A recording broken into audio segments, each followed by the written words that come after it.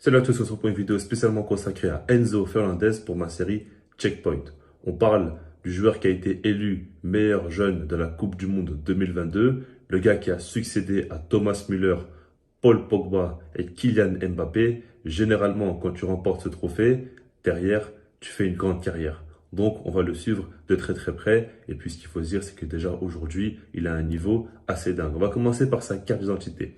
Alors, c'est un 2001, il a seulement 21 ans.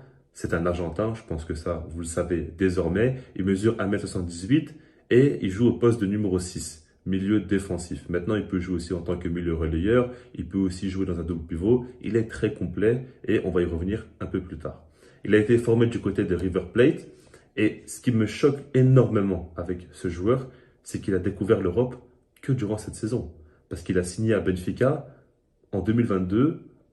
Donc là, c'est sa première saison en Europe où il découvre notamment la Ligue des Champions et il commence quand même très très fort. Parce que déjà en Ligue des Champions, on l'a vu, notamment face au PSG, on l'a vu face à la Juventus.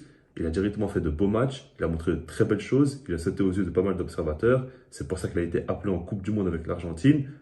Et il a commencé quand même assez fort. Et puis durant la Coupe du Monde, il s'est aussi imposé comme étant l'un des piliers de la sélection. Ça qui est assez fou. Fabrizio Romano parle du fait qu'avec cette Coupe du Monde, il pense que la valeur marchande de Enzo Fernandez va dépasser les 100 millions d'euros. On a énormément de gros clubs qui sont intéressés, comme le Real Madrid notamment et Liverpool. Et il pense aussi que d'autres grosses écuries vont s'intéresser à ce joueur. Donc on risque de voir quand même beaucoup de clubs sur lui dès l'été prochain, ou peut-être même dès cet hiver, durant le mercato hivernal. Maintenant, on va parler un peu de terrain. On va parler de Enzo Fernandez. Ce gars-là, il me fait plaisir parce que je trouve qu'il a un profil un peu à l'ancienne.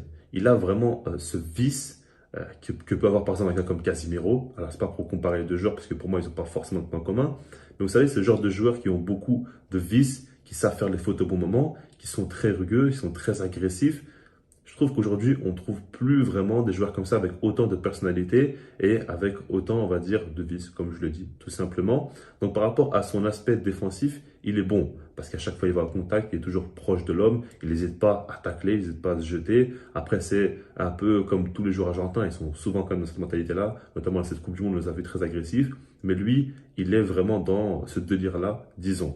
Après, il a le côté défensif, il a le côté agressif, mais il a le côté aussi soyeux, balle au pied. Il est très à l'aise, il est très technique. C'est le genre de joueur qui va prendre beaucoup de risques. Déjà, il a un énorme volume de jeu, donc il va se retrouver sur pas mal de zones de terrain où il ne devrait pas forcément être présent, mais il va le faire parce qu'il a un gros volume de jeu et il court sans compter les kilomètres. Donc ça, c'est une bonne chose, mais surtout, quand il a le ballon, on va pas non plus dire qu'il va faire énormément de différence, pas faire des passes non plus à la Paredes, des passes assez de laser ou des choses comme ça, mais il va souvent jouer vers l'avant, il va souvent prendre des risques aussi dans sa relance. Et puis quand tu joues au poste de numéro 6 dans une équipe comme l'Argentine qui est souvent à la possession, qui souvent joue quand même un peu haut sur le terrain, il ne prend pas non plus tous les risques, mais ça joue quand même assez haut sur le terrain. Bah, il est souvent dans des zones de terrain où quand tu as le ballon, c'est compliqué. Si tu le perds, c'est directement une occasion face au but pour l'équipe adverse. Et il a cette pression-là, il arrive à la gérer très facilement. Il vient à peine d'arriver en Europe, il joue en Coupe du Monde pour l'Argentine, pour la dernière de Lionel Messi, et on ne l'a pas senti stressé. Il y a quelques moments où il ne rentrait pas très bien dans ses matchs, mais après il s'est vite remis dedans. Et comme je vous l'ai dit, ça a été un des piliers de cette équipe-là. C'est vraiment impressionnant comment il dégage beaucoup de confiance en lui et puis beaucoup de personnalité sur le terrain. Ça, c'est fort. Il est aussi capable d'être décisif, de marquer des buts. On l'a vu notamment face au Mexique. Il met un magnifique but parce que c'est un joueur qui tente. Il n'hésite pas à frapper de loin aussi.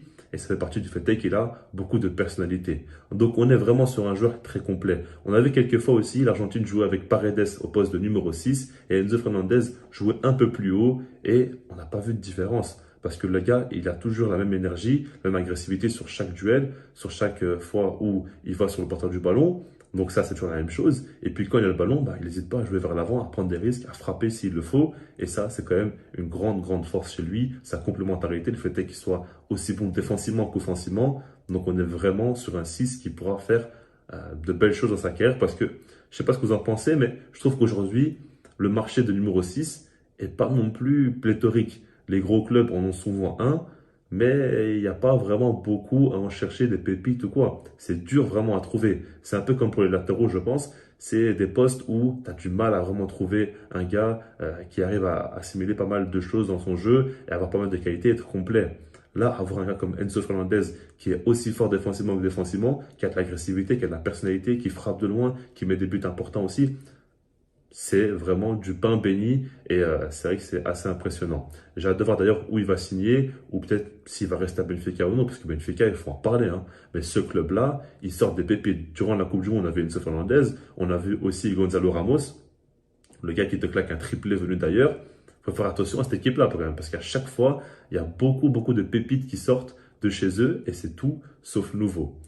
Maintenant, par rapport à Enzo Fernandez, c'est un joueur que j'apprécie beaucoup, je ne vous cache pas. Je trouve vraiment, comme je l'ai dit, qu'il dégage quelque chose d'assez différent. Et on verra donc par la suite ce qu'il va proposer. Mais le fait est qu'il gagne le titre de meilleur joueur de la Coupe du Monde, c'est un truc qu'il faut prendre en compte. C'est jamais un hasard.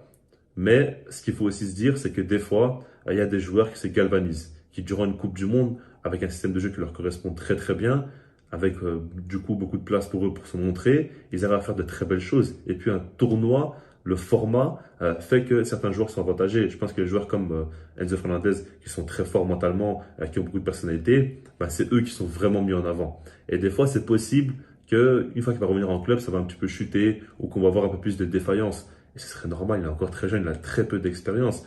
Mais ce que je veux dire par là, c'est qu'il ne faut pas non plus trop s'enflammer, pas non plus croire que ça y est, c'est le 6 ultime, etc. Il a vraiment le potentiel pour aller très loin dans sa carrière, mais il faudra voir est-ce qu'il va s'enflammer ou non, est-ce qu'il va prendre son temps ou non, et il faudra voir surtout comment il va passer donc son retour à Benfica avec un nouveau statut. Ça, c'est vraiment important de prendre en compte par rapport à son ego, etc. Je vous laisse là-dessus, et puis sinon, moi je vous dis peace.